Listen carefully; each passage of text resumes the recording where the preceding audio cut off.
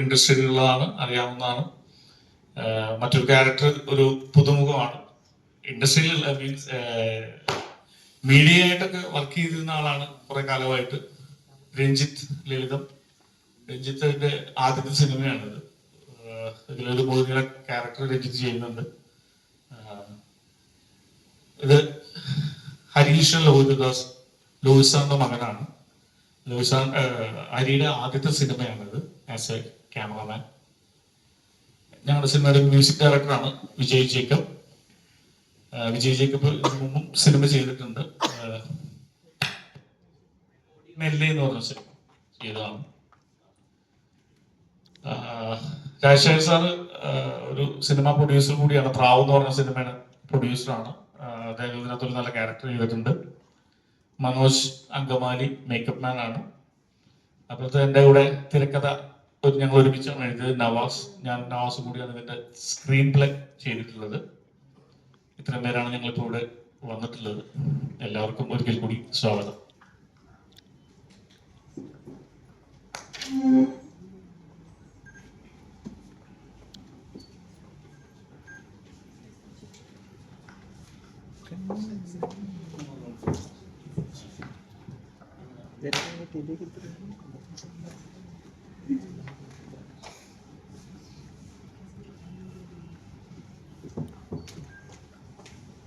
എല്ലാവർക്കും നമസ്കാരം. ഞാൻ ആശ അരവിന്ദ്. പ്രളയശേഷം ജലകന്യക എന്ന സിനിമയിൽ ലീഡ് ചെയ്തിരിക്കുന്ന ഞാനാണ്. ജലകന്യക എന്നുള്ള ക്യാരക്ടർ. പ്ലമേന എന്നാണ് എൻ്റെ ക്യാരക്ടറിൻ്റെ പേര്. ഒരു 65-75 വയസ്സ്, ആ ഒരു ഏജ് പ്രായം തോന്നിക്കുന്ന ഒരു കോട്ടയംകാരി, ഒരു ക്രിസ്ത്യൻ ഫാമിലിയിലെ ഒരു അമ്മ റോളാണ്, ഒരു അമ്മച്ചിയുടെ റോളാണ് ചെയ്തിരിക്കുന്നത്. എന്നെ സംബന്ധിച്ചിടത്തോളം എൻ്റെ ജീവിതത്തിലെ ഏറ്റവും വലിയ ഒരു കാര്യം തന്നെയാണ് ഈ സിനിമയിൽ ഈ ഒരു ക്യാരക്ടർ ചെയ്യുക എന്നുള്ളത്. ഒരുപാട് സന്തോഷം ഈ ഒരു സിനിമയുടെ ഭാഗമാകാൻ സാധിച്ചതും, അതേപോലെ ഇത്രയും നല്ലതായിട്ടുള്ള ക്രൂ മെമ്പേഴ്സിന്റെ കൂടെ വർക്ക് ചെയ്യാൻ സാധിച്ചതും. മനോഹരൻ ഒരു ഡയറക്ടറിനുപരി ഒരു അധ്യാപകൻ കൂടെയാണ്. അതുപോലെ ഇതിലെ ഓരോരുത്തരും, ലോസാറിന്റെ മോൻ ഹരികൃഷ്ണൻ, ഇങ്ങനെ എല്ലാവരും തന്നെ ഒരു നല്ലൊരു ക്രൂ മെമ്പേഴ്സ് ആയിരുന്നു. അതുപോലെ ഒപ്പം KSFDC അവരുടെ പ്രൊഡക്ഷനിലാണ് ഈ ഒരു സിനിമ പ്രൊഡ്യൂസ് ചെയ്തേക്കുന്നത്. കൂടുതൽ ഈ സിനിമയെ പറ്റി പറയാനാണെങ്കിൽ, ഇത് അധികം ഒത്തിരി നീണ്ടു നിന്ന ഷൂട്ടൊന്നും ഉണ്ടായിരുന്ന സിനിമയല്ല. 18 ദിവസം കൊണ്ട് തീർത്ത ഒരു ചെറിയ സിനിമയാണ്. എങ്കിൽ പോലും ട്രെയിലർ ഇറങ്ങിയപ്പോൾ ഒരുപാട് പേര് ചോദിച്ചു, ഇത് ലോ ബഡ്ജറ്റ് മൂവി ആണോ, കണ്ടിട്ട് അങ്ങനെ തോന്നില്ലല്ലോ എന്ന്. അത് തന്നെ ഒരു വലിയ അഭിമാനമായിട്ട് കരുതുന്നു.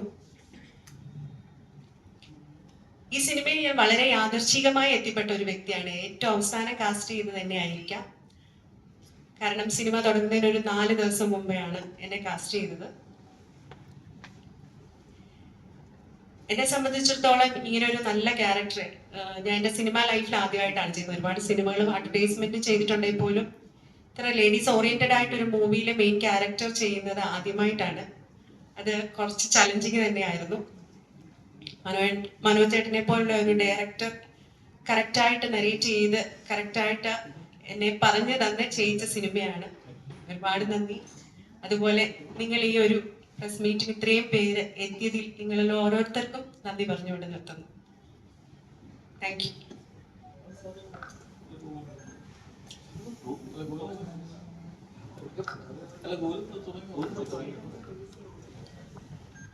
പ്രിയപ്പെട്ട മാധ്യമ സുഹൃത്തുക്കളെ, എല്ലാവർക്കും നമസ്കാരം. ഈ സിനിമ എനിക്കേറെ പ്രിയപ്പെട്ടൊരു സിനിമയാണ്. അതിൻ്റെ പ്രധാന കാരണം, ഞാൻ ആദ്യമായിട്ട് അഭിനയിക്കുന്നത്, അല്ലെങ്കിൽ എന്നെ ആദ്യമായിട്ട് അഭിനയിപ്പിച്ച എൻ്റെ ഗുരുക്കന്മാരായ മനോജേട്ടനും വിനോദേട്ടനും ഡയറക്റ്റ് ചെയ്യുന്നൊരു സിനിമയാണ്. ആ സിനിമയിൽ വളരെ പ്രധാനപ്പെട്ട ഒരു ക്യാരക്ടർ ചെയ്തു എന്നുള്ളത് കൊണ്ട് ഈ സിനിമ എനിക്ക് വളരെ പ്രിയപ്പെട്ടതാണ്. അതുപോലെ തന്നെ നമുക്കെല്ലാവർക്കും അറിയാവുന്ന പോലെ ഒരു ലെജൻഡറി ഫിലിം മേക്കറായ ലോഹിതദാസ് സാറിൻ്റെ കൂടെ എനിക്ക് വർക്ക് ചെയ്യാൻ പറ്റിയില്ല. പക്ഷെ അദ്ദേഹത്തിൻ്റെ മകൻ ഹരിയുടെ കൂടെ വർക്ക് ചെയ്യാൻ പറ്റിയതിലും സന്തോഷമുണ്ട്. പിന്നെ സിനിമയ്ക്കുള്ള മറ്റൊരു പ്രത്യേകത, ഇത് നമ്മുടെ Kerala state film development corporation produce ചെയ്യുന്ന സിനിമയാണ്. അതായത് സർക്കാർ പ്രൊഡ്യൂസ് ചെയ്ത ഒരു സിനിമയിൽ അഭിനയിക്കാൻ പറ്റി എന്നുള്ളത് ഒരു സ്പെഷ്യാലിറ്റിയാണ് എനിക്ക്. അപ്പോൾ ഈ വരുന്ന അടുത്ത ദിവസങ്ങളിൽ ഈ സിനിമ റിലീസ് ചെയ്യുകയാണ്. എല്ലാവരും കാണുക, സിനിമയെ പ്രോത്സാഹിപ്പിക്കുക. അതിനേക്കാളുപരി ഗവൺമെന്റിന്റെ ഇത്തരത്തിലൊരു ഇനീഷ്യേറ്റീവ് ഇതിനെ പ്രോത്സാഹിപ്പിക്കുക കൂടി ചെയ്യുക, സപ്പോർട്ട് ചെയ്യുക. Thank you.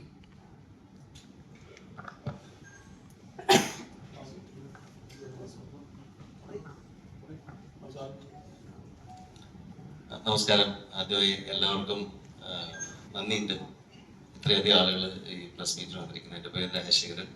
ഞാൻ സിനിമയിൽ ആദ്യമായിട്ട് വരുന്നത് പ്രൊഡ്യൂസറായിട്ടല്ല, ചെറിയ റോളുകളൊക്കെ ചെയ്തിട്ടാണ്.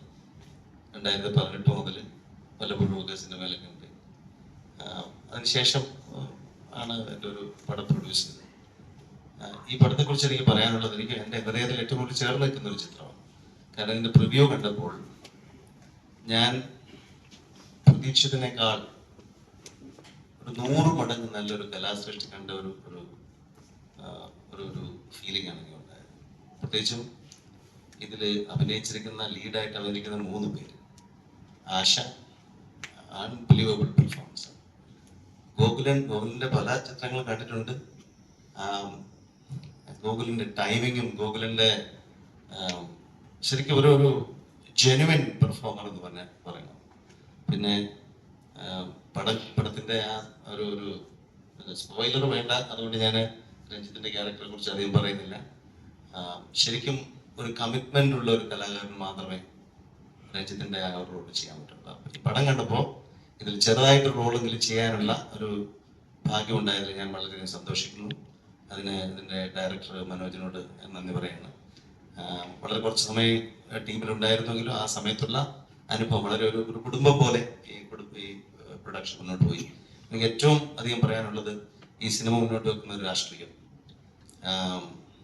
ഇപ്പോൾ മലയാള സിനിമ വളരെയധികം പ്രതിസന്ധിയിലൂടെ പോകുന്നുവെന്ന് നമ്മളെല്ലാവരും കാണുന്നതാണല്ലോ.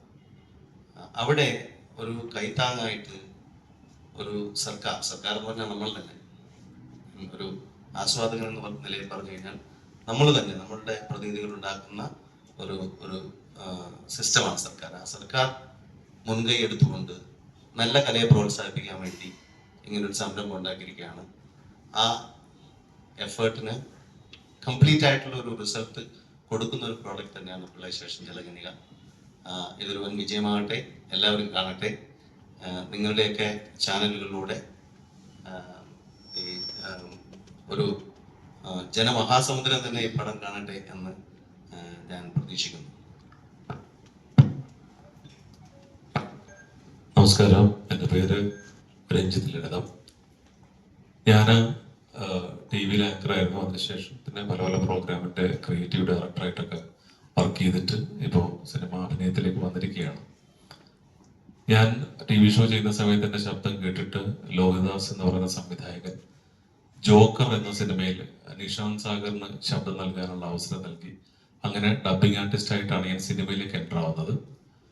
അതിനുശേഷം ഒരുപാട് സിനിമകൾ ചെയ്തു. പുലിമുരുകൻ, ഭാസ്കർ റാസ്കൽ, പഴശ്ശിരാജ, മിക്ക സിനിമകളിലും വില്ലനാണ്. കഴിഞ്ഞ സിനിമ ജൂനിയർ NTRന് ദേവര എന്ന് പറഞ്ഞ സിനിമയിൽ വോയിസ് കൊടുത്ത ഞാനാണ്. അപ്പം അതിനുശേഷം ഒരു സിനിമയിൽ അഭിനയിക്കാൻ ഉള്ള ആഗ്രഹമുണ്ടായിരുന്നു. ആ ആഗ്രഹം സഫലീകരിച്ച ഒരു ചിത്രമാണ്. അതിനും ലോഹിദാസ് എന്ന് പറയുന്ന പ്രതിഭാതനായിട്ടുള്ള സംവിധായകന്റെ അനുഗ്രഹം ഉണ്ടായി എന്ന് പറയുന്നതാണ് ഏറ്റവും വലിയ ഭാഗ്യം. അദ്ദേഹത്തിന്റെ കൂടെ അസോസിയേറ്റ് ആയിട്ടുള്ള മനോജേട്ടന്റെ പടം, അദ്ദേഹത്തിന്റെ മകൻ ക്യാമറ ചെയ്യുന്ന പടം. അപ്പൊ അങ്ങനെ വീണ്ടും ആ ഒരു വഴിയിലൂടെ തന്നെ സിനിമയിലേക്ക് അഭിനയ രംഗത്തെത്താൻ സാധിക്കുന്നു. ഇനി March 7 ഈ സിനിമ പ്രേക്ഷകരിലേക്ക് എത്തുകയാണ്. അപ്പോൾ തീർച്ചയായിട്ടും സിനിമ ഇറങ്ങുമ്പോൾ ആ കഥാപാത്രം എല്ലാ പ്രേക്ഷകരും കണ്ട്, നിങ്ങളെല്ലാവരും കണ്ട് അതിലെ തെറ്റുകളും ശരികളും ഒക്കെ മനസ്സിലാക്കി തന്ന് എന്നെ പ്രോത്സാഹിപ്പിക്കണം എന്നുള്ള ഒരു റിക്വസ്റ്റോട് കൂടി നമുക്ക് ലോഹിത് സാറിൻ്റെ ആണല്ലേ, ഓക്കെ. അപ്പോൾ നമ്മുടെ മ്യൂസിക് ഡയറക്ടർ, അദ്ദേഹം സിനിമകളിൽ കഥാപാത്രങ്ങൾ ചെയ്യുന്ന ആളാണ്. മ്യൂസിക്കും, അപ്പോൾ അദ്ദേഹം ബാക്കി കാര്യങ്ങൾ പറയും. നമസ്കാരം, എൻ്റെ പേര് വിജയ് ജേക്കബ്. ഇന്ന് ഭയങ്കര സന്തോഷമാണ്. എന്താ വെച്ചാൽ ഞാനൊരു 15 വർഷത്തോളമായി സിനിമ, പിന്നണി സംഗീത രംഗത്ത് പ്രവർത്തിച്ചു വരുന്നുണ്ട്. സൗത്ത് ഇന്ത്യയിലെ കുറച്ച് നല്ല മ്യൂസിക് കമ്പോസേഴ്സിൻ്റെ കൂടെ മ്യൂസിക് പ്രോഗ്രാമറായിട്ട് വർക്ക് ചെയ്യുന്നുണ്ടായിരുന്നു. ഏറ്റവും കൂടുതൽ വർക്ക് ചെയ്തിട്ടുള്ളത് ശ്രീ ബിജിപാലിൻ്റെ കൂടെയാണ്. മനോജ് ചേട്ടനായിട്ട് ഞങ്ങൾ കോളേജ് കാലഘട്ടം മുതലുള്ള ഒരു സൗഹൃദമാണ്. ഇന്റർ യൂണിവേഴ്സിറ്റി ഫെസ്റ്റിവലുകളിൽ അവരുടെ നാടകങ്ങൾക്കും മറ്റും മ്യൂസിക് ചെയ്യാനുള്ള അവസരം ലഭിച്ചു. പിന്നീട് ഇങ്ങോട്ട് വന്ന അദ്ദേഹത്തിൻ്റെ എല്ലാ പ്രോജക്റ്റുകളിലും എനിക്ക് സഹകരിക്കാൻ പറ്റിയെന്നുള്ളത് വലിയ അഭിമാനമാണ്. ഇന്ന് അദ്ദേഹം ഈ ഘട്ടത്തിൽ എത്തി നിൽക്കുമ്പോൾ ഇങ്ങനെയൊരു നല്ല കലാസൃഷ്ടി നിർമ്മിച്ച് അത് ഡയറക്റ്റ് ചെയ്ത് അത് റിലീസിന് ഒരുങ്ങി നിൽക്കുമ്പോൾ അതിൻ്റെ ഭാഗമായി നിൽക്കുന്നു എന്നുള്ളത് ഒരുപാട് സന്തോഷമാണ്. ആ നല്ല സിനിമയ്ക്ക് നീതി പുലർത്തും വിധം എൻ്റെ ജോലി ചെയ്യാൻ സാധിച്ചു എന്ന് ഞാൻ വിശ്വസിക്കുന്നു. അതുപോലെ തന്നെയാണ് എല്ലാ ഡിപ്പാർട്ട്മെന്റിലെ എല്ലാ ടെക്നീഷ്യൻസും അവരുടെ ഏറ്റവും ബെസ്റ്റ് ഇതിനുവേണ്ടി ചെയ്തു. ഇതുവരെ ഒരു ടെൻഷൻ ഉണ്ടായിരുന്നു, KSFTC പ്രൊഡ്യൂസ് ചെയ്യുന്നു, ഇത് നമ്മളെ ജനങ്ങളിലേക്ക് എങ്ങനെ എത്തുമെന്നുള്ളതിനെ കുറിച്ച്. പക്ഷെ ഇന്ന് ആ ടെൻഷൻ മാറിയൊരു സന്തോഷം കൂടി ഉണ്ട് കേട്ടോ. നിങ്ങൾ ഇത്രയും പേര്, ഞാൻ വളരെ ആത്മാർത്ഥമാണ്. ഞാൻ ആദ്യമായിട്ട് പങ്കെടുക്കുന്ന ഒരു ഇതുപോലത്തെ ഒരു ഇവന്റാണ്.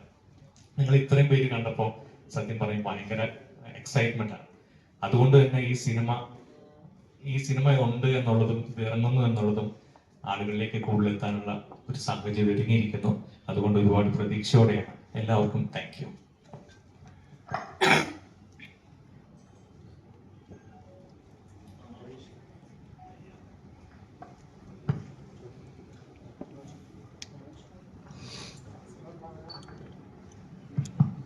പ്രിയമുള്ളവരെ, എൻ്റെ ഒരു മനോജ് അങ്കമാലി. ഞാൻ മേക്കപ്പ് ആർട്ടിസ്റ്റാണ്. നിങ്ങൾ കണ്ട കുറച്ച് പടങ്ങളൊക്കെ ഉണ്ടാവും. എൻ്റെ പേര്, ഞാൻ വർക്ക് ചെയ്ത പടം ഇയോബിൻ്റെ പുസ്തകം സിനിമ ഞാൻ മേക്കപ്പ് ചെയ്ത പടമാണ്. തീവണ്ടി, ബാച്ചിലർ പാർട്ടി, അങ്ങനെ കുറച്ച് പടങ്ങൾ. പക്ഷെ ഈ പടത്തിൽ വന്നപ്പോൾ ഈ രണ്ട് പേരെ ഒരു ക്യാരക്ടറാക്കി കാണുന്നത് ഭയങ്കര ഒരു പ്രധാനപ്പെട്ട കാര്യമായിരുന്നു. അപ്പോൾ ഒരു ഏജുള്ള ക്യാരക്ടറാണ് രണ്ടുപേരും, ഈ ആശ അരവിന്ദും നെഞ്ചിത്തിലെഴുതും ചെയ്യുന്ന വേഷം. അപ്പോൾ അവരെ ഞാൻ ഡയറക്ടർ മനോജ് ചേട്ടനായിട്ട് നിവേദിത സിനിമകളോട് ബന്ധമാണ്. അപ്പോൾ കഥ പറഞ്ഞപ്പോൾ സബ്ജക്ട് പറഞ്ഞപ്പോൾ തന്നെ എനിക്ക് ഒരു ഏജുള്ള ആളുകൾ ഈ വേഷം ചെയ്യരുത് എന്ന് എനിക്കും തോന്നി. കാരണം ഇത് ചെറുപ്പക്കാർ നമ്മൾ ഏജാക്കി എടുത്താലാ ഈ പടത്തിന്റെ ആ ക്യാരക്ടർ വിജയിക്കുള്ളൂ എന്ന് തോന്നി. അപ്പോൾ അത് നല്ല രീതിയിൽ ചെയ്യാൻ പറ്റിയിട്ടുണ്ട്. രണ്ടുപേരും ആ ഒരു ഫീല് എത്താൻ പറ്റിയിട്ടുണ്ട്. രണ്ടുപേരെ കണ്ടാൽ പെട്ടെന്ന് സിനിമയിൽ വരുമ്പോൾ വേറൊരു മുഖമായിട്ട് ചെയ്യാൻ പറ്റിയിട്ടുണ്ട്. അത് നല്ല ചെയ്യാൻ സാധിച്ചെന്ന് ചെയ്യുന്നു. സിനിമ കണ്ട് എല്ലാവരും വിലയിരുത്തുക.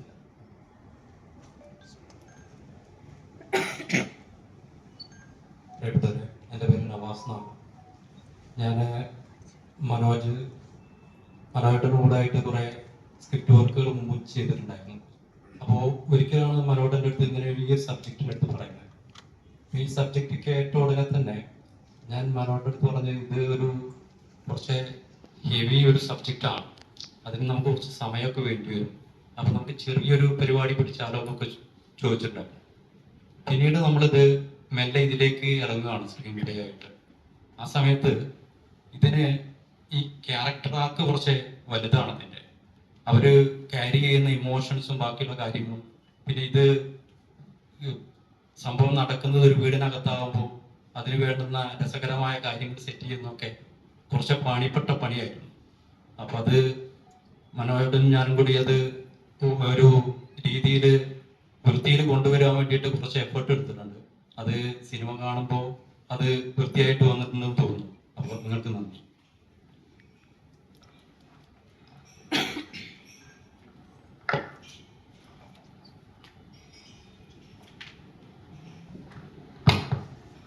ക്വസ്റ്റ്യൻസ് ചോദിക്കാട്ടോ.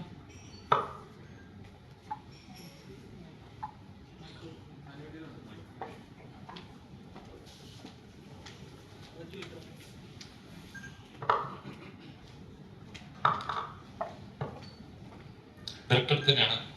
എന്തുകൊണ്ടാണ് ഇങ്ങനെ ടൈറ്റിൽ കൊടുക്കുന്നത്? പ്രളയത്തിന് ശേഷം ഒരു ജലകന്യക അങ്ങനെ ടൈറ്റിൽ എന്താ ഒരു പ്രത്യേകത ടൈറ്റിൽ ഒരു ഫീൽ. നമുക്ക് ആ ടൈറ്റിൽ കേൾക്കുമ്പോൾ ഫസ്റ്റ് നമുക്ക് വരുന്ന ഓർമ്മകൾ എന്ന് പറഞ്ഞാൽ വെള്ളപ്പൊക്കം അങ്ങനത്തെ കാര്യങ്ങളൊക്കെയാണ് ഫസ്റ്റ് ആ ടൈറ്റിൽ കേൾക്കുമ്പോൾ. പക്ഷെ റെഗുലറിൽ അങ്ങനെ ഒരു ഫീൽ കിട്ടിയില്ല. എന്തുകൊണ്ടാണ് അങ്ങനെ ടൈറ്റിൽ? പ്രളയത്തിന്റെ ആ ഒരു ഭീകരത അങ്ങനത്തെ ഒരു സാധനം ആണ് നമുക്ക് നോർമലി ആയിട്ട് ടൈറ്റിൽ കേൾക്കുമ്പോൾ നമുക്ക് കിട്ടുന്ന ഒരു ഫീൽ. പക്ഷെ ട്രെയിലറിൽ അങ്ങനെ ഒന്നും കിട്ടിയില്ല. പ്രളയശേഷം ഒരു ജലകന്യക ആക്ച്വലി പ്രളയത്തെ കുറിച്ച് പറയുന്ന സിനിമയല്ല. പ്രളയത്തിൽ അകപ്പെട്ടു പോയ രണ്ട് വ്യക്തികളെ കുറിച്ചുള്ള സിനിമയാണ്. നമ്മൾ പ്രളയം കണ്ടപ്പോൾ പ്രളയം വന്നിട്ടും നമ്മൾ അതിജീവിച്ച ആളുകളാണ്. അങ്ങനെ അതിജീവനത്തിലേക്ക് എത്തിയ, ഏത് രീതിയിൽ നിന്നുള്ളതല്ല, അതിജീവനം നടത്തിയ ആളുകളെ കുറിച്ചുള്ള സിനിമയാണ്. അതുകൊണ്ടാണ് പ്രളയത്തെ അത്ര കണ്ട് ചിത്രീകരിക്കാതെ പ്രളയത്തിൽ അകപ്പെട്ടവരുടെ മാനസിക പ്രശ്നങ്ങളാണ് നമ്മൾ ഇതിനകത്ത് പറയുന്നത്. അതുകൊണ്ടാണ്. ചേച്ചി, ട്രെയിലർ കണ്ടപ്പോൾ എനിക്ക് തോന്നുന്നു കുറച്ചുകൂടെ ഓൾഡ് ആയിട്ടുള്ള ഒരു ക്യാരക്ടറാണ് ചെയ്തിരിക്കുന്നത്. കുറച്ച് ആ ഒരു മീറ്റർ കറക്റ്റ് ഇത് ചെയ്താൽ ഫീൽ ചെയ്തു. അപ്പം ഇങ്ങനൊരു കഥാപാത്രം കേട്ടോ ഫസ്റ്റ് മൈൻഡ് വന്നത് എന്തായിരുന്നു? ഇതിനു വേണ്ടി നമ്മൾ എല്ലാ ആർട്ടിസ്റ്റിനും ഉണ്ടാവുമല്ലോ, എനിക്കൊരു മേജർ റോൾ ചെയ്യണം, എന്റെ ക്യാരക്ടർ റെക്കഗ്നൈസ് ചെയ്യുന്ന ഒരു അംഗീകാരം കിട്ടുന്ന ലെവലിൽ ചെയ്യണം, അങ്ങനത്തെ ഒരു ഫീലിംഗ് കിട്ടി. 14 വർഷത്തെ എന്റെ കാത്തിരിപ്പില് എനിക്ക് കിട്ടിയ ഒരു വലിയ ഒരു സമ്മാനമാണ് ഈ സിനിമ. അത് എന്നിലേക്ക് ഈ ക്യാരക്ടർ എത്തുമ്പോൾ എനിക്ക് ഏറ്റവും ആദ്യം വന്നത് സന്തോഷം തന്നെയാണ്. ഈ ഒരു പിന്നെ മനോഹരൻ ഈ ഒരു സ്ക്രിപ്റ്റ് പറഞ്ഞു തരികയും ഈ ഒരു ക്യാരക്ടർ എങ്ങനെ അവതരിപ്പിക്കേണ്ടതെന്ന് പറഞ്ഞു തരികയും ചെയ്തപ്പോൾ കൂടുതൽ ഈ സിനിമയോട് ഇഷ്ടമായി. അങ്ങനെയാണ് ഈ സിനിമ ചെയ്യുന്നത്. 14 വർഷത്തെ കാത്തിരിപ്പ് എന്ന് പറഞ്ഞാൽ ചെറിയൊരു കാത്തിരിപ്പല്ല അത്. അല്ല, അപ്പം ഏതെങ്കിലും ഒരു പോയിന്റിൽ എനിക്ക് വേണ്ട പോലെ കിട്ടുന്നില്ല അങ്ങനെ തീർച്ചയായിട്ടും തോന്നിയിട്ടുണ്ട്. ഏതെങ്കിലും ഫിലിം അങ്ങനെ ഉണ്ടോ നഷ്ടപ്പെട്ടു അല്ല, പോയ? അങ്ങനെയൊക്കെ ഉണ്ട്. ഇഷ്ടംപോലെ സിനിമകൾ നഷ്ടപ്പെട്ടിട്ടുണ്ട്. എനിക്ക് പല കാരണങ്ങൾ കൊണ്ട് വേണ്ടാന്ന് വെക്കേണ്ടി വന്നിട്ടുണ്ട്. എങ്കിൽ പോലും ഈ ഒരു സിനിമ എല്ലാം കൂടെ ഒത്തുചേർന്ന് എനിക്ക് വന്ന ഒരു സിനിമയാണ്. ചിലപ്പോ എന്റെ പ്രാർത്ഥനയുടെ ഒരു വലിയ ഉത്തരമാണ് ഈ സിനിമ. ഗോവിന്ദൻ ചേട്ടാ, നമസ്കാരം. എനിക്കൊന്ന് ഈ സിനിമയിലെ ടെസ്റ്റ് കൊണ്ടുവരുന്ന കഥാപാത്രം ഗോവിന്ദൻ ചേട്ടനാണെന്ന് തോന്നുന്നു. അപ്പൊ എങ്ങനെ ഉണ്ടായിരുന്നു നമ്മുടെ പ്രളയശേഷം ജലകന്യ? ഞാൻ നേരത്തെ പറഞ്ഞ പോലെ ആദ്യമായിട്ട് എന്നെ അഭിനയിപ്പിച്ചത് മനോജേട്ടൻ മനോഹരമാണ്. എനിക്ക് അഭിനയിക്കാനുള്ള ഒരു കോൺഫിഡൻസ് തന്നത് മനോജേട്ടൻ മനോഹരമാണ്. ഇന്ന് ഒരു ആക്ടറായിട്ട് നിങ്ങളുടെ മുമ്പിൽ എവിടെ ഇരിക്കുന്നത് ഉണ്ടെങ്കിൽ അതിന്റെ ഏറ്റവും പ്രധാനപ്പെട്ട കാരണം മനോജേട്ടൻ മനോഹരമാണ്. ആ മനോജേട്ടൻ മനോഹരൻ ഒരു സിനിമ അഭിനയിക്കാൻ വിളിച്ചു. ആ സിനിമയിലേക്ക് അഭിനയിക്കാനായിട്ട് ചെല്ലുമ്പോൾ ഉള്ള എൻ്റെ ഏറ്റവും വലിയ കോൺഫിഡൻസ് എന്നെ ആദ്യമായിട്ട് അഭിനയിപ്പിച്ച മനോജേട്ടൻ മനോഹരമാണല്ലോ എന്നുള്ളതായിരുന്നു എൻ്റെ ഏറ്റവും വലിയ കോൺഫിഡൻസ്. പിന്നെ ഈ സിനിമ ആദ്യം ഒരു മുന്നോട്ട് ഒരു നാടകമായിട്ടാണ് ചെയ്തത്. ആ നാടകത്തോടൊപ്പം തന്നെ ഞാനുണ്ടായിരുന്നു. 2019 അതിലാണ് 2019 ചെയ്തൊരു നാടകമായിരുന്നു. അന്ന് കേരള സ്റ്റേറ്റ് യൂത്ത് ഫെസ്റ്റിവലിന് A ഗ്രേഡ് കിട്ടിയ ഒരു നാടകമായിരുന്നു. അപ്പൊ ഈ ക്യാരക്ടറിനെ പറ്റിയും ഈ സിനിമയിലെ മറ്റു 3 ക്യാരക്ടറിനെ പറ്റിയും ഈ സിനിമയുടെ കഥയെ പറ്റിയും എല്ലാം എനിക്ക് നല്ല ധാരണയുണ്ടായിരുന്നു. എനിക്കറിയാമായിരുന്നു. ഈ നാടകം മനോജേട്ടനും വിനോദനും അതുപോലെ തന്നെ അന്നവാസിക്കുകയും ചേർന്ന് ഒരു സിനിമയാക്കി രൂപാന്തരപ്പെടുമ്പോഴും അതിന്റെ കൂടെ എല്ലാം ഞാനുണ്ടായിരുന്നു. അപ്പൊ ഈ സിനിമയെ പറ്റിയും ഈ ക്യാരക്ടറിനെ പറ്റിയൊക്കെ നല്ല ഗ്രാഹ്യം ഉണ്ടായിരുന്നു. പിന്നെ എന്നെ അഭിനയിക്കാൻ വിളിച്ചപ്പോഴുള്ള ഏറ്റവും വലിയ കോൺഫിഡൻസ് മനോജേട്ടനും മുന്നോട്ടും എന്നുള്ളതാണ്. പിന്നെ ആശയുടെ കൂടെയും അതുപോലെ തന്നെ രഞ്ജിത്തേട്ടൻ്റെ കൂടെയും വർക്ക് ചെയ്യാൻ പറ്റി.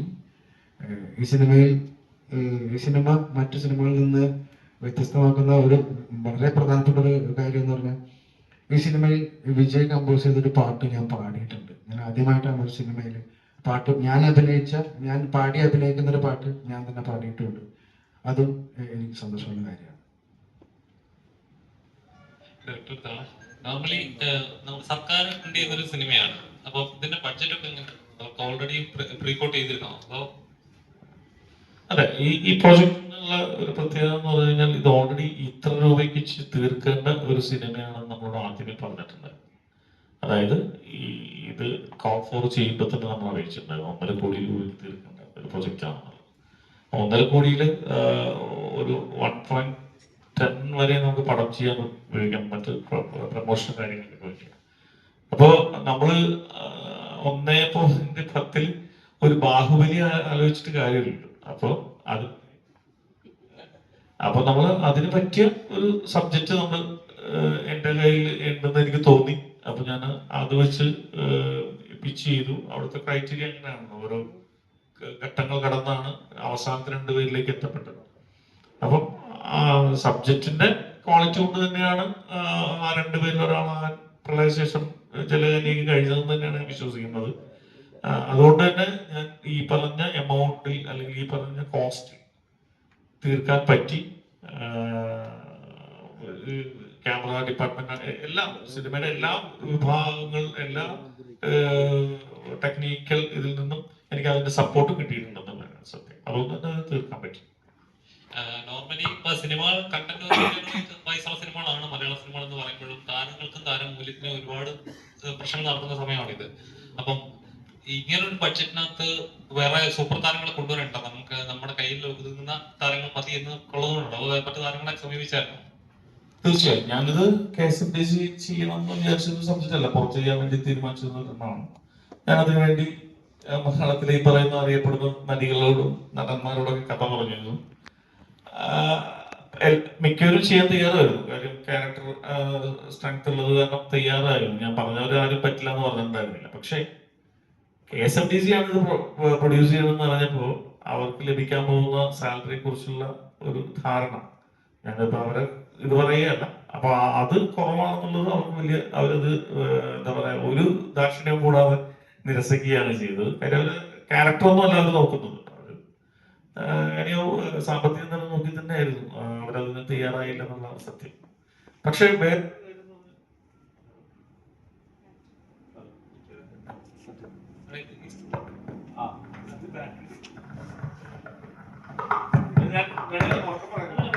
ഹലോ ഹലോ അല്ല, മറ്റൊരു കാര്യം, ഈ പുതിയ ആളുകൾ എന്ന് പറഞ്ഞാൽ ഇവരെല്ലാവരും നല്ല ആക്ടേഴ്സാണ്. അതാണ് അതിന്റെ എനിക്ക് ക്യാരക്ടറിന് പറ്റിയ ആക്ടേഴ്സിനെ കണ്ടെടുക്കാൻ സത്യം പറഞ്ഞാൽ ഈ KSFDCയുടെ പ്രൊഡക്ഷൻ ആയതുകൊണ്ടാണ് സാധിച്ചത്. ഒരു പ്രൊഡ്യൂസറാണ് ഇത് ചെയ്യാൻ പറഞ്ഞിരുന്നെങ്കിൽ ഒരു പക്ഷേ എന്നെ സ്റ്റാർസിനെ കൊണ്ട് ചെയ്യിക്കുമായിരുന്നു അല്ലെ. അപ്പോ അത് വലിയൊരു ഗുണമായിട്ട് തോന്നി. അത് തീർച്ചയായും ഈ സിനിമയ്ക്ക് ഗുണമായിട്ടുണ്ടെന്നുള്ളതാണ് ഞാൻ വിശ്വസിക്കുന്നത്. കാരണം ഇതൊരു നമുക്ക് ജീവിതത്തിൽ നടന്നതാണെന്ന് തോന്നുന്നു, അല്ലെങ്കിൽ സിനിമ അങ്ങനെയാണല്ലോ, നമുക്ക് തോന്നണല്ലോ നമ്മൾക്ക് അനുഭവിച്ചാണെന്ന് സംഭവിച്ചു, അങ്ങനെ തോന്നിക്കാൻ ഇവരെ കൊണ്ട് സാധിച്ചു എന്നുള്ളതാണ് ഏറ്റവും വലിയ കാര്യം.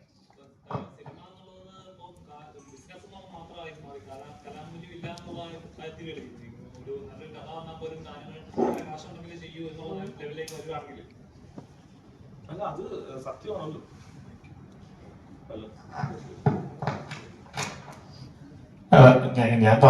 ഞാൻ പറയാൻ ആഗ്രഹിക്കുന്നത്, ഇപ്പൊ നടീനടന്മാർ പോലും അവരും തിരിച്ചറിയേണ്ടതാണ് നല്ലൊരു സബ്ജക്റ്റ് ആണ്, അല്ലെങ്കിൽ ഇതിനെ ഞാനിത് ചെയ്യേണ്ടത് ഈ സബ്ജക്റ്റിന് ഗുണപരമാവുമെന്നും ആ സിനിമ നന്നായി വരുമെന്നുള്ളത് അവരും കൂടി ആഗ്രഹിക്കേണ്ടതാണ്. അവരും കൂടി ഇതിനകത്ത് നമ്മുടെ കൂടെ നിൽക്കേണ്ടതാണ്.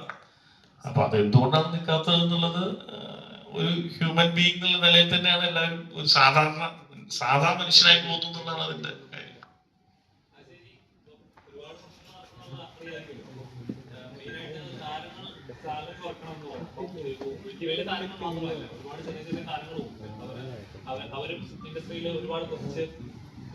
നിൽക്കുന്ന അങ്ങനെ ഉള്ള ഒരു സിനിമ പണിയെടുക്കുന്നവരുമാണ്.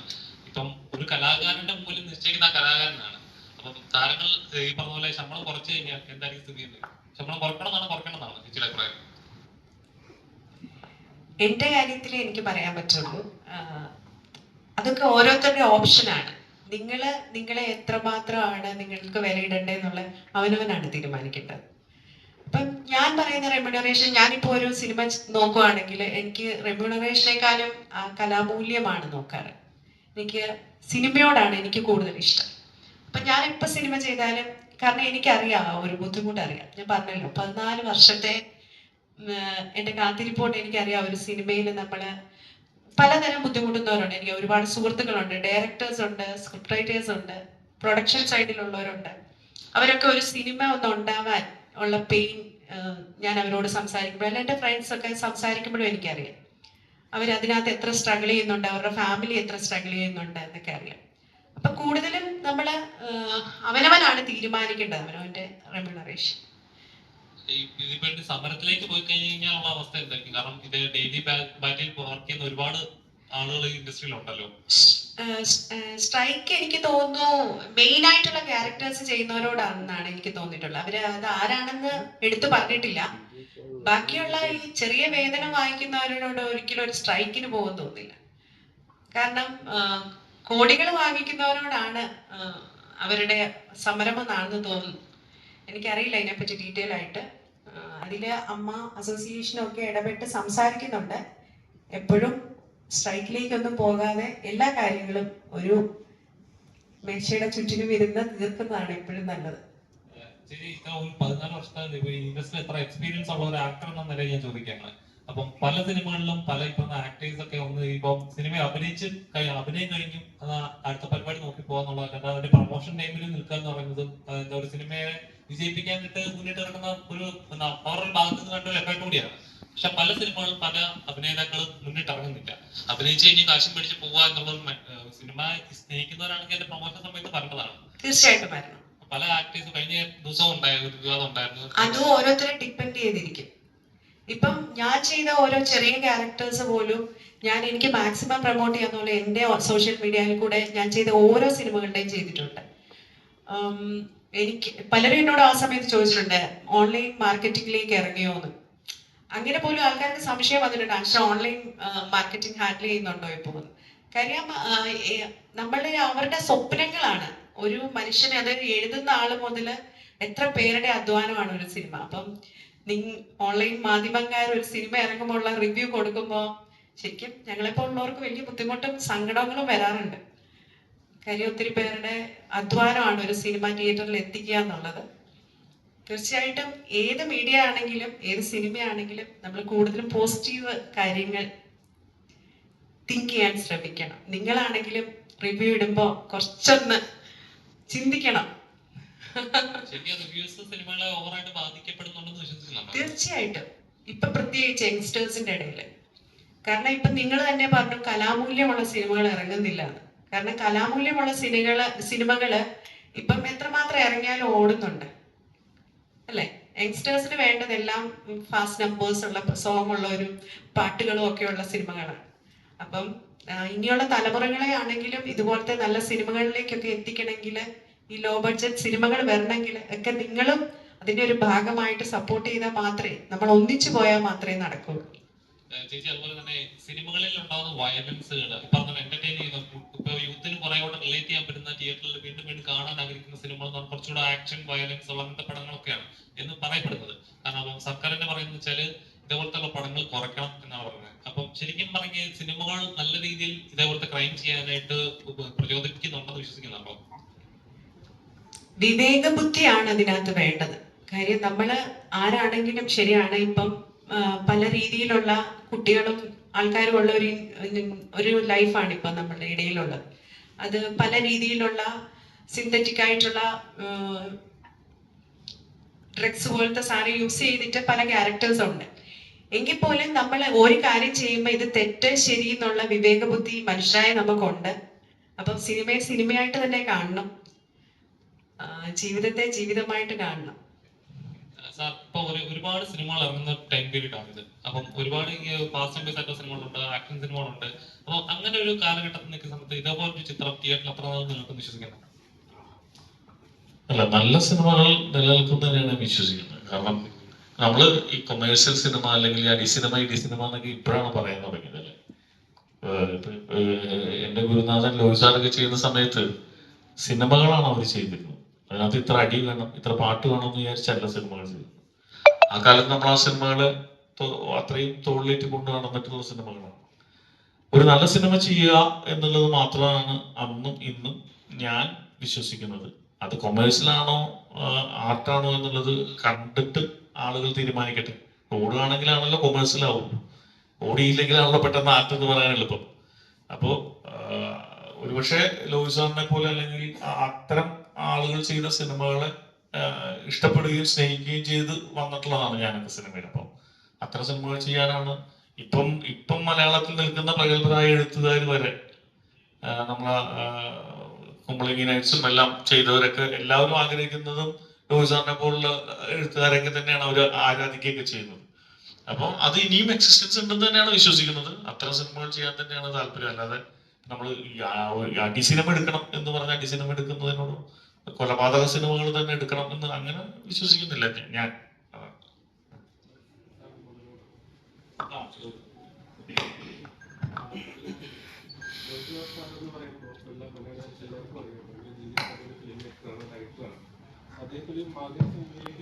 ആൾക്കാർ ഒരുപാട് എക്സ്പെക്ട് ചെയ്യും.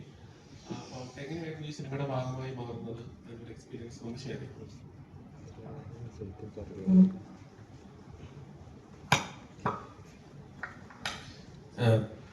മനോജന്റെ മുമ്പ് തൊട്ടുള്ള പരിചയമാണ്, അച്ഛനോട് വർക്ക് ചെയ്യുമ്പോൾ തൊട്ടുള്ള പരിചയമാണ്. ഈ സിനിമയുടെ ആദ്യ ചിന്ത തുടങ്ങുന്ന സമയം തൊട്ട് സബ്ജക്റ്റ് മനോജന്റെ അടുത്ത് പറഞ്ഞിട്ടുണ്ട് പുറത്ത് ചെയ്യുന്ന സമയത്ത്. അന്ന് എന്നോട് ചോദിച്ചിട്ടുണ്ട് എങ്ങനെയാണ് സ്ക്രിപ്റ്റ് തന്നിട്ടുണ്ട്, വായിച്ചു നോക്കി ഇൻട്രസ്റ്റിംഗ് ആണോ. എനിക്ക് വളരെ ഇൻട്രസ്റ്റിംഗ് ആയിരുന്നു ചെയ്യാനായിട്ട്. അത് കഴിഞ്ഞ് പിന്നീട് വർഷങ്ങൾക്ക് ശേഷമാണ് സിനിമ KSFDCയിലേക്ക് എത്തുന്നതും ചെയ്യാനൊക്കെ വരുന്നത്. അപ്പോഴും മനോഹരൻ എന്നോട് ചോദിച്ചിരുന്നു ഇപ്പോഴും ഇൻട്രസ്റ്റഡ് ആണോ, ചെയ്യാൻ തയ്യാറാണോ, കാരണം ലിമിറ്റഡ് ബഡ്ജറ്റിനകത്ത് ചെയ്യേണ്ടി വരും, കൺസ്ട്രെയിൻസ് ഉണ്ടായിരിക്കും, പക്ഷെ നമുക്ക് നല്ലൊരു സിനിമ ഉണ്ടാക്കാൻ നോക്കാം. പക്ഷെ എനിക്ക് അപ്പോഴും ഇതിനോട് ഇൻട്രസ്റ്റ് ഉണ്ടായിരുന്നു, ഈ സബ്ജക്റ്റിനോട് എനിക്ക് ഇൻട്രസ്റ്റ് ഉണ്ടായിരുന്നു. അതുകൊണ്ട് പിന്നെ ഈ പറയുന്ന കൺസ്ട്രെയിൻസും എല്ലാം നമുക്കൊരു ചാലഞ്ചാണ്, അത് ഏറ്റെടുക്കാനായിട്ട് ഒരു ഇൻട്രസ്റ്റ് ഉണ്ടായിരുന്നു.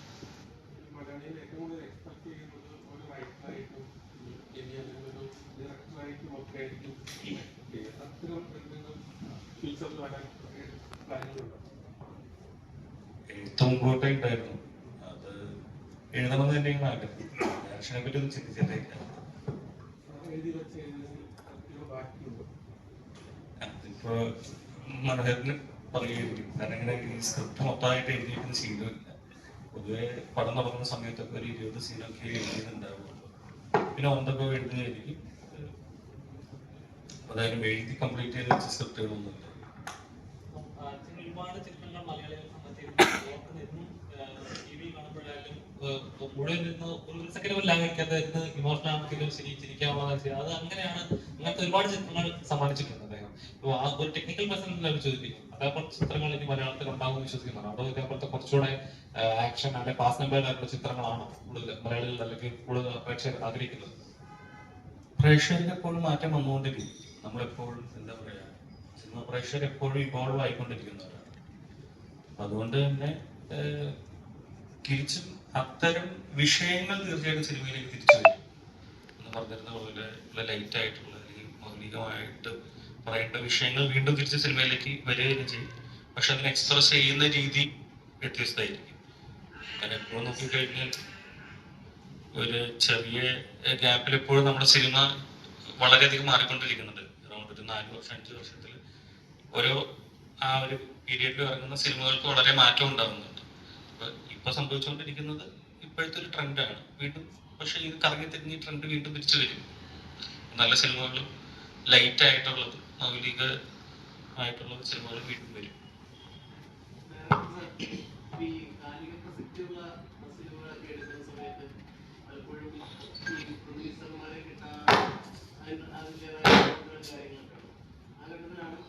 സർക്കാരിന്റെ ഭാഗത്തുനിന്നുള്ളവർ ഒരുപാട് സിനിമകളിൽ നിന്നും സെലക്ട് ചെയ്ത 2 സിനിമകളിൽ ഒന്നായിരുന്നു. തീർച്ചയായിട്ടും സിനിമയെ സ്വപ്നം കാണുന്നവരെ സംബന്ധിച്ചിടത്തോളം ഇതിന്റെ എങ്ങനെയാണ് പലപ്പോഴും ഗവൺമെന്റ് ഡിപ്പാർട്ട്മെന്റിനെ ബന്ധപ്പെടുന്ന കാര്യത്തിൽ എങ്ങനെയാണ് അതിന്റെ പ്രൊസീജിയർ ഒന്നും അറിയാത്ത ഒരുപാട് ആളുകളുണ്ടായിരുന്നു. അപ്പം സിനിമയെ സ്വപ്നം കാണുന്നവർക്ക് ഇതിനെ എങ്ങനെയാണ് സമീപിക്കുന്നത്? അതിന്റെ നേരിട്ട് ബഡ്ജറ്റിന്റെ കാര്യം പറഞ്ഞു, അതിനകത്തൊരു ക്രൈറ്റീരിയ ഉണ്ട് എന്നുള്ള കാര്യമാണ് പറഞ്ഞത്. അപ്പം അത്തരത്തിൽ സിനിമ എടുക്കാനാകും കാലിക പ്രസക്തിയുള്ള സിനിമകൾ, നല്ല കണ്ടന്റുകൾ എത്തിക്കണമെന്ന് ആഗ്രഹിക്കുന്നവരെ സപ്പോർട്ട് ചെയ്യാൻ വേണ്ടി എങ്ങനെയാണ് ഇതിന്റെ എങ്ങനെ ഗവൺമെന്റ് സർക്കാരിലേക്ക് എത്തിക്കാം, അല്ലെങ്കിൽ ചലച്ചിത്ര വികസന കോർപ്പറേഷന്റെ ആ ഒരു സഹായം എങ്ങനെ ലഭ്യമാകുമെന്ന് അടക്കമുള്ള വിഷയങ്ങളൊന്നും ആധികാരികമായി പറയുകയാണെങ്കിൽ ആധികാരികമായിട്ട് എന്ന് പറയാനായിട്ട് ഇത് നമ്മള് പത്രത്തിൽ വരുന്ന അഡ്വർടൈസ്മെന്റ് തന്നെ ഉണ്ടായിരുന്നു. ഇതിനെ കുറിച്ച് വാർത്ത വെച്ചിട്ട് തന്നെയാണ് വന്നിട്ടുള്ളത്. ഗവൺമെന്റ് ഈ സ്ത്രീകൾക്കും SC ഇതിനും വേണ്ടി സിനിമ ചെയ്യുന്നു എന്ന് പരസ്യപ്പെടുത്തിക്കൊണ്ട് തന്നെയാണ് സിനിമകൾ സെലക്ട് ചെയ്തിട്ടുള്ളത്. അത് അവരെ ഫോളോ അല്ലെങ്കിൽ നമ്മൾ വാർത്ത ഫോളോ ചെയ്താൽ തന്നെ നമുക്ക് അതിന്റെ ഇതിലൂടെ പോകാൻ പറ്റുന്നതാണ്. അതുകൂടാതെ തന്നെ KSFDC സിനിമകൾ, നല്ല സിനിമകൾ ചെയ്യാൻ വേണ്ടിയിട്ട് സാമ്പത്തിക സഹായം ചെയ്യുന്നുണ്ട്. അതിന്റെ വിശദ വിവരങ്ങൾ എനിക്കറിയില്ല. ഞാൻ ഈ ഒരു ഇതിലൂടെയാണ് ഈ സിനിമ ചെയ്യുന്നത്. പാർട്ടി ബേസ്ഡ് ആയിട്ടുള്ള എന്തെങ്കിലും കാണുക? ഇതിന് മുമ്പ് സർക്കാർ ഇറക്കിയ ചിത്രത്തില് പാർട്ടി ബേസ്ഡ് ആയിട്ടുള്ള കുറെ തീമുകൾ ഉണ്ടായിരുന്നു. അതുകൊണ്ട് ചോദിക്കുന്നത് അങ്ങനെ ഒരു ഇതുണ്ടോ? അതായത് 7 വർഷം പാർട്ടി ഇവിടെ എന്തെങ്കിലും ഹൈസ്കൂളിൽ പറയുന്നവര് ഇല്ല, പാർട്ടീനെ അങ്ങനെ പാർട്ടി ഹൈബൂട്ടി പറയുന്ന അങ്ങനെ അങ്ങനത്തെ ഒന്നും സിനിമയിലില്ല. സിനിമയിൽ ഉള്ളത് നിങ്ങൾ സിനിമ കാണും. എന്നിട്ട് നിങ്ങൾക്ക് അപ്പൊ തന്നെ പറയാലോ അങ്ങനെ ഉണ്ടോ ഇല്ലേ എന്നുള്ളത്. അങ്ങനെ പ്രത്യേകിച്ച് പാർട്ടി ഇടതുപക്ഷം നൽകിയ സാധ്യതയാണെന്ന് വിചാരിച്ച് അങ്ങനെ പൊക്കി പറയേണ്ട ആവശ്യമൊന്നും ഒരു ഒരു ബ്ലൂ ഷർട്ടുകാരുടെ ചോദ്യത്തിന് ലീഡ് എടുത്തുകൊണ്ട് ഒരു 2 കാര്യം പറയാം. ഈ സിനിമ നിലനിൽക്കുന്നത്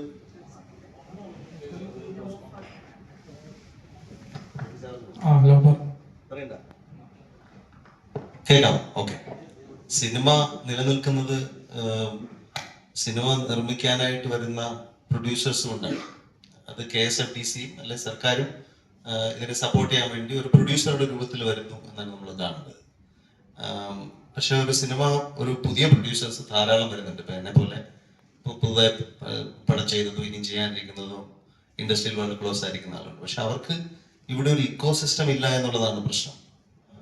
ഇപ്പൊ സിനിമയുടെ പാഷൻ കൊണ്ട് വരുന്നവര് അവര് ഒരു ഓറിയന്റേഷൻ ചെയ്യാനുള്ള ഒരു സിസ്റ്റം ഇല്ല. ഇവിടെ പല അസോസിയേഷൻസ് ഉണ്ട്. പക്ഷെ അസോസിയേഷനിൽ നമ്മൾ നോക്കിയാൽ ഒറ്റക്കൊറ്റക്കായ ആളുകളെ കാണുന്നത്. ഒരു ടീമെന്നോ അങ്ങനെയുള്ള ഒരു എഫേർട്ട് നമുക്ക് ഫീൽ ചെയ്യുന്നില്ല.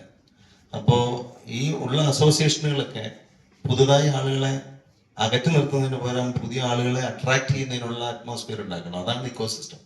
അവിടെ അവർക്ക് ഇപ്പോൾ ഒരു ചെടി വെച്ച് കഴിഞ്ഞാൽ വെള്ളം ഒഴിച്ചു കൊടുക്കുകയും അതിന് കീടങ്ങൾ പിടിക്കാതിരിക്കുകയും ഒക്കെ ചെയ്യുന്ന ഒരു പ്രോസസ്സ് ഉണ്ടാവും. ഒരു പുതിയൊരു പ്രൊഡ്യൂസറെ പ്രൊട്ടക്ട് ചെയ്യാന്നുള്ള ഇക്കോ സിസ്റ്റത്തിന്റെ ബാധ്യതയാണ്. ഗവൺമെന്റ് ആയതുകൊണ്ട് അങ്ങനെ ചെയ്യേണ്ടി വരുന്നില്ല. കാരണം ഗവൺമെന്റിന് അല്ലാതെ തന്നെ ഒരു പവർ ഉണ്ടല്ലോ. ഇവിടെ പുതിയ പ്രൊഡ്യൂസേഴ്സ് വന്നാൽ മാത്രമേ സിനിമ നിൽക്കുള്ളൂ. കാരണം എല്ലാവരും മരിച്ചു പോലും. ഒരാൾ 80 വയസ്സ് 90 വയസ്സിലൊന്നും പ്രൊഡ്യൂസ് ചെയ്യാൻ പോകുന്നില്ല. പുതിയ ആളുകൾ പഠിച്ച് വന്നു കഴിഞ്ഞാലേ നമുക്കൊരു നെക്സ്റ്റ് ഒരു 20 years നിൽക്കുള്ളൂ. അവരെ ഓറിയന്റ് ചെയ്യണം. അവര് പല സ്ഥലത്തും റോങ് ഇൻഫർമേഷന്റെ കൂടെയും അവർ എക്സ്പ്ലോയിറ്റ് ചെയ്യപ്പെടുന്നുണ്ട്. അതിനാണ് അസോസിയേഷനുകൾ സപ്പോർട്ട് ചെയ്യേണ്ടത്. ഇപ്പോൾ ഫോർ എക്സാമ്പിൾ ഞാനും ഹരീഷിനായിട്ട് സംസാരിക്കുകയാണ്. ഇവിടെ OTT ബിസിനസ്സിന് വരുന്ന സിനിമകൾക്ക് ഒരു പ്രൊഡ്യൂസർക്ക് ആദ്യം ഒരു ധാരണ ഉണ്ടാവുന്നില്ല എന്നുള്ളതാണ്. എന്നാൽ ഈ പ്രൊഡ്യൂസർ അസോസിയേഷൻ ഇരിക്കുന്ന എല്ലാവർക്കും പല പല ഇൻഫർമേഷൻ ഉണ്ട്. അവർ പോയി വിറ്റുകൊടുക്കണമെന്നല്ല, അവർ ആ ഒരു ട്രെയിനിങ് കൊടുത്തൂടെ. അവർക്ക് ഇന്ന രീതിയിൽ നിങ്ങൾക്ക് കുഴിയിൽ ചാടാനുള്ള സാധ്യതയുണ്ട്, ഇന്ന രീതിയിൽ നിങ്ങൾ പോയി കഴിഞ്ഞാൽ നിങ്ങൾക്ക് ഡയറക്റ്റ് ആയിട്ടോ. പിന്നെ ഒരു അസോസിയേഷൻ ആകുമ്പോൾ അസോസിയേഷന് ബെറ്റർ ബാർഗൈനിങ് പവർ ഉണ്ടാവും അല്ലേ. ഇപ്പോ ഒരു സിനിമ, എന്റെ സിനിമ ഇപ്പോൾ മനോരമ മാക്സ് വരുന്നു. പൈറസി എന്ന് പറയുന്ന സാധനം ഞാൻ എല്ലാവരും പറയുന്നതാണ്, കേൾക്കുന്നതാണ്, പല ആളുകളും ടെലിഗ്രാമിൽ കണ്ടു എന്നൊക്കെ പറയുന്നതാണ്. പക്ഷെ ഹൃദയം പൊട്ടുന്ന രീതിയിലുള്ള പൈറസിയാണ് നടക്കുന്നത്. ഒരു പ്രൊഡ്യൂസർ എന്ന നിലയിൽ അവസാനം ഒരു ഏജൻസിയെ ഏൽപ്പിച്ച് അവർ ബ്രില്യൻ്റ് ആയിട്ടൊരു ജോലി ചെയ്തുകൊണ്ടിരിക്കുന്നത്. എല്ലാ മിനിറ്റിലും പടം ഇറങ്ങി 2 മണിക്കൂറിൽ അമേരിക്കയിൽ പടത്തിന്റെ കോപ്പി അപ്ലോഡ് ആയി. അവിടുന്ന് ആളുകൾ വിളിച്ച് ഇങ്ങോട്ട് പറഞ്ഞു. ഞാൻ വിചാരിച്ചു ഇത് ശരിക്കുള്ള ചാനലിലാണ്. ഞാൻ അപ്രീഷിയേറ്റ് ഒക്കെ ചെയ്തു. ഞാൻ ചോദിച്ചു എങ്ങനെയാ കണ്ട, ഇവിടെ മനോരമ മാക്സ് ഉണ്ടോ? ഇല്ല. പിന്നെ എങ്ങനെയാണ് ഒരു സെറ്റപ്പ് ബോക്സിൽ ഈ സാധനം വന്നു? ഇതാണ് സിനിമ ഇൻഡസ്ട്രി ഫേസ് ചെയ്യുന്നത്. എല്ലാവരും സിനിമ കാശ് കൊടുത്ത് കാണാൻ തയ്യാറാവണം. പക്ഷെ നമ്മളൊക്കെ കുറേയധികം ആളുകൾ ഓസിന് കാണാൻ വേണ്ടി വെയിറ്റ് ചെയ്യും. പ്രളയശേഷം ജലജന്യം വളരെ നല്ലൊരു പ്രോഡക്റ്റ്. അത് തിയേറ്ററിൽ നിർത്തുക എന്നുള്ളത് കലയെ ഇഷ്ടപ്പെടുന്ന, സിനിമയെ ഇഷ്ടപ്പെടുന്ന ആളുകളുടെ ബാധ്യതയാണ്. അതെന്തെങ്കിലും ടെലിഗ്രാം വരുമ്പോൾ കാണാമെന്ന് പറഞ്ഞിരിക്കുന്നവരാണ് ആദ്യമായിട്ട് ഇൻഡസ്ട്രി നശിപ്പിക്കുന്നത്. അപ്പോ ചോദിക്കും പൈറസി ഒരു വഴിക്ക് പോകും, മുറ്റിട്ട് ഒരു വഴിക്ക് പോകും. അത് ശരിയാണ്. പക്ഷെ സിനിമ നിലനിൽക്കണമെന്നുണ്ടെങ്കിൽ സംഘടിതമായ ഒരു ശക്തി വേണം, ഒരു ഇക്കോ സിസ്റ്റം വേണം. എല്ലാം ഇന്റഗ്രേറ്റഡ് ആയി വർക്ക് ചെയ്യണം. പ്രൊഡ്യൂസർ അസോസിയേഷന് പല കാര്യങ്ങളും ചെയ്യാൻ പറ്റും. ഈ ഫെഫ്കയ്ക്ക് പല കാര്യങ്ങളും, എല്ലാ അസോസിയേഷനും പല കാര്യങ്ങളും ചെയ്യാൻ പറ്റും. അവർക്ക് എന്തുകൊണ്ട് ആന്റി പൈറസി സെൽ ഉണ്ടായിക്കൂടെ? ഓരോരുത്തരും ഓരോ ആളുകളെടുത്ത് പോയിട്ട് പല രീതിയിൽ പൈസ പോകുന്നതിന് നല്ലതല്ലേ? അവർക്ക് കുറെ ടെക്നീഷ്യൻസിനെ വെച്ച് ചെയ്തൂടെ? ഒരു പ്രൈവറ്റ് വിങ് ആയിട്ട് തന്നെ വർക്ക് ചെയ്യട്ടെ. അവർ ഇൻവോയ്സ് ചെയ്ത് പൈസ വാങ്ങിയിട്ട് ചെയ്യട്ടെ. അതുപോലെ ഈ ബിസിനസ് ഡെവലപ്മെന്റിന് ഒരു സെല്ല് ഉണ്ടായിക്കൂടെ? അവർ പുതിയ പ്രൊഡ്യൂസേഴ്സിന് ആരുടെ പോകണം? എന്താണ് ഇതിന്റെ സ്റ്റെപ്പ് 1, 2, 3 ഓറിയന്റ് ചെയ്യാൻ പറ്റില്ലേ? അങ്ങനെ ഇഷ്ടംപോലെ കാര്യങ്ങൾ ചെയ്ത് ഒന്നും ചെയ്യാതെ അങ്ങോട്ടും ഇങ്ങോട്ടും പഴിചാരിക്കൊണ്ടിരിക്കുകയാണ്. അവിടെ ഞാൻ ഈ പറയുന്ന പ്രളയശേഷം ചില തന്നെയാണ് ഇതിലല്ല. അങ്ങനെ ചെയ്യുമ്പോൾ സർക്കാർ അറ്റ്ലീസ്റ്റ് ഒരു സ്റ്റെപ്പ് ഫോർവേഡ്, അവരും ഇതിന്റെ കൂടെ ഒരു സപ്പോർട്ടായിട്ട് 1-2 പടങ്ങൾ ചെയ്യുന്നു. അവർ വേണം കൂടുതൽ ചെയ്യാതിരിക്കാം. അങ്ങനെ ചെയ്യുന്നത് വളരെ വളരെ അപ്രീഷിയേറ്റീവ് ആണ്. ആക്ച്വലി കുറെ കലാകാരൻ ഈ സിനിമയിൽ വർക്ക് ചെയ്തത് ഔട്ട്സ്റ്റാൻഡിങ് ടാലന്റ് ആണ്. സിനിമ കാണുമ്പോൾ നിങ്ങൾക്ക് അറിയാൻ പറ്റും. ഞാൻ ഇതിലിപ്പോ പറയുന്നത് ഇതിൽ അഭിനയിച്ച ഒരു ആർട്ടിസ്റ്റ് ആയിട്ടല്ല, ഈ സിനിമ കണ്ട ഒരു ആസ്വാദകനായിട്ട് പറയണം. അമേസിംഗ് ആയിട്ടാണ് അതിന്റെ ക്രിയേഷൻ. പക്ഷെ സെറ്റിൽ ഉണ്ടായിരുന്നു എനിക്ക് അങ്ങനെ തോന്നിയില്ല. ഇതെന്തോ ഒരു ചെറിയ പടം. പക്ഷെ പടം സ്ക്രീനിൽ കണ്ടപ്പോൾ മനോജിന്റെ ബ്രില്യൻസ്, ഹരീഷിന്റെ ക്യാമറ, പിന്നെ ഈ അങ്കമാലി മനോജിന്റെ മേക്കപ്പ് എല്ലാം കൂടെ ഒരു അമേസിങ് ആർട്ട് വർക്കാണിത്. പക്ഷെ ഇത് നിലനിർത്തുക എന്നുള്ളത് നിങ്ങൾ ഉൾപ്പെടെ ബാക്കി നല്ല സിനിമ സ്നേഹിക്കുന്നവരുടെ കയ്യിലാണ്. അത് ടെലഗ്രാമിന് വേണ്ടി വെയിറ്റ് ചെയ്തത്. അങ്ങനെയല്ല ഞാൻ പറയുന്നത്, അസോസിയേഷൻ ചെയ്യേണ്ട കുറെ കാര്യങ്ങളുണ്ട്. അസോസിയേഷൻ ഏത് അസോസിയേഷൻ, ഞാൻ പ്രൊഡ്യൂസർ അസോസിയേഷൻ എന്ന ഭാഗമല്ല പറയുന്നത്. അവര് ഇത്തരം ഇന്നോവേറ്റീവ് ആയിട്ട് ചിന്തിക്കണം. എന്താണ് ഇൻഡസ്ട്രിയുടെ പ്രശ്നം? പ്രൊഡ്യൂസർ ശരിക്കും, ഞാൻ ഈ പറഞ്ഞ 2 വിഷയങ്ങൾ അത് വളരെ കാതലായ വിഷയമാണ്. സിനിമ ജയിക്കുവോ പരാജയപ്പെടുവോ എന്നുള്ള വേറൊരു വിഷയം. പക്ഷെ ഒരു മിനിമം, അതായത് നമുക്ക് ഇപ്പോ ഒരു സ്ഥലത്തോട് പോകുമ്പോൾ കുറേയധികം പാമ്പുകളുണ്ട്, അതുവഴി പോകരുതെന്ന് പറഞ്ഞു തരാൻ ഒരാളവിടെ ഉണ്ട്. അവൾ ടോർച്ച് അറ്റ്ലീസ്റ്റ് ഉണ്ട്, പക്ഷെ ഈ ടോർച്ച് വെച്ചോ, നീ പോയി ഒന്ന് അടിച്ചോ, കടികൊള്ളാതെ പോകുമെന്ന് പറയാൻ പറ്റില്ല. ഇങ്ങനെയൊക്കെ ചെയ്യാനായിട്ട് ഞാൻ ഹരീഷിനോട് പറഞ്ഞ കാര്യം, നമുക്കൊരു അസോസിയേഷൻ പാവം പറഞ്ഞാൽ നമ്മൾ നിൽക്കുമ്പോൾ ഞാൻ 100 പേരുടെ കൂടെ നിൽക്കുന്ന അവരെനിക്ക് തരുന്ന ഒരു പവർ ഉണ്ടോ, അതോ ഞാൻ ഒറ്റയ്ക്കാണോ? ഈ രണ്ട് ഫീലിംഗ് ആണ് നമ്മുടെ ഇൻഡസ്ട്രിയിൽ ഇപ്പോഴും. എല്ലാവരും ഒറ്റയ്ക്കൊറ്റയ്ക്കെന്നുള്ള ഫീലിംഗ് ആണ്. പിന്നെ അസോസിയേഷനൊക്കെ പൊസിഷനുണ്ട്, അവർക്ക് ചിലപ്പോൾ ഒരു ഇൻഫ്ലുവൻസ് കിട്ടും. ഇപ്പൊ മുഖ്യമന്ത്രി കാണാൻ പോകുമ്പോഴത്തേക്ക് ഇവരുടെ പേരിൽ ഇവരെയൊക്കെ ആയിരിക്കും വിളിക്കുന്നത്, സംസാരം, അങ്ങനെയുള്ള ഗുണങ്ങളൊക്കെ ഉണ്ടാവാം. പക്ഷെ അത് സാധാരണ ആളുകളെ ഒരു പോസിറ്റീവായിട്ട് അതിന് ഒരു ഇമ്പാക്ട് ഉണ്ടാകുന്നില്ല. ഉണ്ടാകുന്നത് ഇങ്ങനെയുള്ള പുതിയ ആശയങ്ങൾ അവർ ഉണ്ടാക്കണം. അങ്ങനെയൊന്നും പറയത്തില്ല, അവർ ചെയ്യുന്ന കുറെ കാര്യങ്ങളുണ്ടാവും. ഞാനിപ്പോ അസോസിയേഷൻ അവർ കുറേയധികം നല്ല കാര്യങ്ങൾ, എനിക്ക് അവരെല്ലാവരും സുഹൃത്തുക്കളാണ്, ഞാൻ അവരെ കുറ്റപ്പെടുത്തല്ല ഞാൻ പറഞ്ഞത്. അസോസിയേഷനോട് ഇന്നോവേറ്റീവായി തിങ്ക് ചെയ്യണം. പ്രശ്നങ്ങൾ എവിടെയാണ് ഹോൾ, ആ ഹോള് പ്ലഗ് ചെയ്യാൻ പറ്റുമോ? മനസ്സിലായോ? സിനിമ ഇല്ലീഗലായിട്ട് അവൈലബിൾ അല്ലാതാകുന്ന ഒരവസ്ഥയിൽ ലീഗലായിട്ട് ആളുകൾ കാണും. പറ്റും.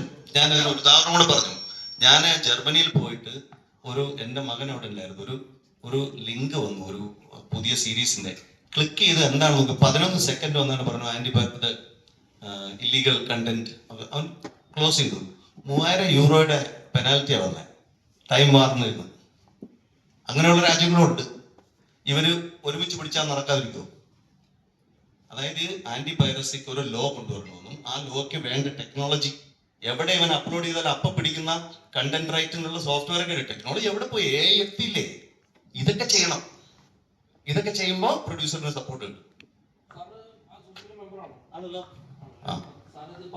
ഇല്ല, 2 പടം പ്രൊഡ്യൂസ് ചെയ്തതിന് ശേഷമേ നമ്മൾ മീറ്റിംഗിന് വിളിക്കുള്ളൂ.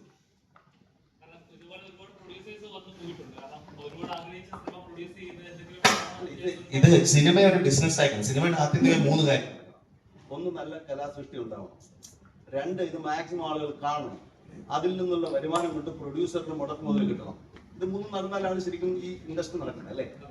ഇവിടെ ഈ ഓരോന്നിനും എന്തൊക്കെ പ്രശ്നം. നല്ല കലാസൃഷ്ടി ഉണ്ടാകാനായിട്ട് കോസ്റ്റിൽ ഉണ്ടാക്കണം എന്നുണ്ടെങ്കിൽ നല്ല കലാകാരന്മാർ പ്രൂവിനും ഒക്കെ ആ ഒരു കമ്മിറ്റ്മെന്റ് ഉണ്ടാണ്. അവിടെ അത് പ്രശ്നമാണെങ്കിൽ പ്രശ്നമാണ്, മനസ്സിലായോ? അവിടെ സിനിമയിലേക്ക് വരുന്നത് സിനിമയെ സ്നേഹിക്കാതെ എങ്ങനെയെങ്കിലും ഒപ്പിക്കാമെന്നുള്ള രീതിയിൽ വരുന്നതും പ്രശ്നമാണ്. അത് ആർട്ടിസ്റ്റ് ആണെങ്കിലും ധാരാളം. ഇപ്പൊ ഞാനിപ്പോ പറഞ്ഞു, ഞാൻ വിചാരിക്കുന്നത് ഞാൻ പറ്റിക്കപ്പെട്ടിട്ടില്ല എന്ന്. എല്ലാവരും നമ്മളൊരു സ്മാർട്ട് ആണെന്നാണല്ലോ. പക്ഷെ എന്നെ പറ്റിച്ചവൻ എവിടെ ഒരു സംസാരിക്കുന്നുണ്ടാവും, മനസ്സിലായി? പക്ഷെ പറ്റിച്ചിട്ടുണ്ടാവാം. പക്ഷെ എന്നെ സംബന്ധിച്ചിടത്തോളം ഞാൻ വൃത്തിയായിട്ട് ചെയ്തു എന്നാണ് എൻ്റെ ഒരു, അതായത് അധികം പറ്റിക്കപ്പെടാതെ ചെയ്തു. പക്ഷെ ചില സമയത്ത് നമുക്ക് ഓപ്ഷൻസ് ഇല്ലാതെ വരുമല്ലോ, നമുക്കറിയാവുന്നല്ലേ. അപ്പോ ഉണ്ടാവാം.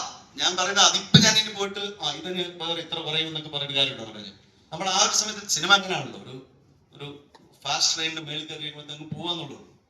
ഞാൻ പറഞ്ഞ പോയിന്റ്, സിനിമയില് നല്ല കലാസൃഷ്ടി ഉണ്ടാകുന്ന സമയത്ത് എന്തൊക്കെ ഇമ്പ്രൂവ്മെന്റ് ഉണ്ടാവണം, അതിനൊക്കെ ചിന്തിക്കാൻ പറ്റണം അസോസിയേഷൻകാർക്ക്.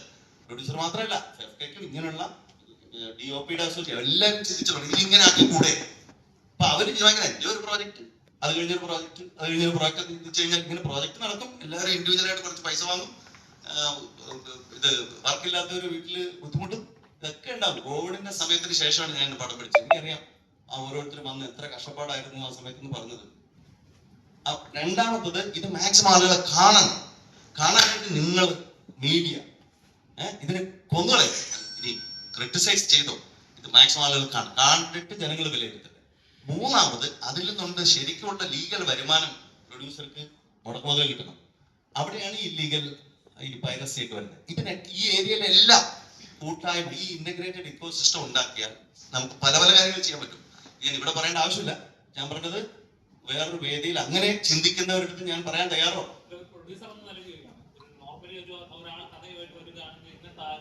പല പ്രൊഡ്യൂസറുകൾ സംസാരിച്ചിട്ടുണ്ടെങ്കിൽ ഇന്ന താരങ്ങൾ ഉണ്ടെങ്കിൽ അവർ അവർ പ്രൊഡ്യൂസ് ചെയ്യാം എന്നാണ് പറയുന്നത്. അപ്പോൾ താരങ്ങളാണോ സിനിമ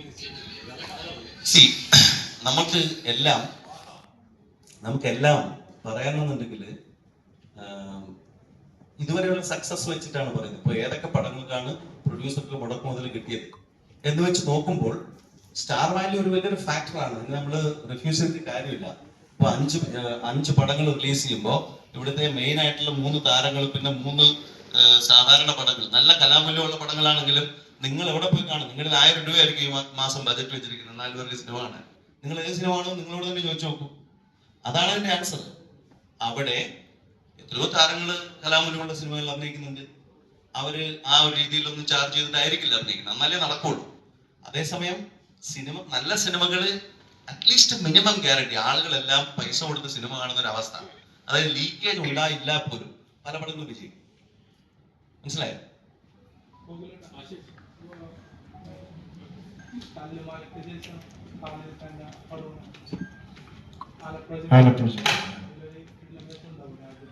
ഇല്ല ഇല്ല, അതിൽ ഞാനില്ല. അതിൽ ഞാൻ ചെറിയ ഒരു ക്യാമിയോ പരിപാടി മാത്രമേ ഉള്ളൂ ആ സിനിമയിൽ. ചെറിയൊരു പരിപാടി. അതെ, ഇല്ല ഇല്ല, അത് ഞാൻ പറയുന്നത് ചെറിയൊരു ക്യാമിയോ പരിപാടി മാത്രമേ ഉള്ളൂ.